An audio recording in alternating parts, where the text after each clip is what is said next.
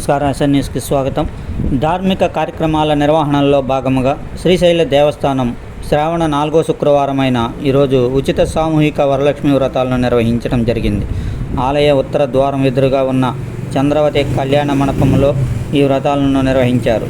ఈ సామూహిక వరలక్ష్మి వ్రతాలకు చెంచు గిరిజన భక్తులను ప్రత్యేకంగా ఆహ్వానించడం జరిగింది. సుమారు 600 మందికి పైగా చెంచు భక్తులు ఈ వ్రతాన్ని జరిపించుకున్నారు. ఈ కార్యక్రమంలో ఈవోడి పెద్దిరాజు, ఆలయ విభాగపు సహాయ కార్యనిర్వహణాధికారి ఎం హరిదాసులతో పాటు పలువురు అధికారులు, సిబ్బంది పాల్గొన్నారు.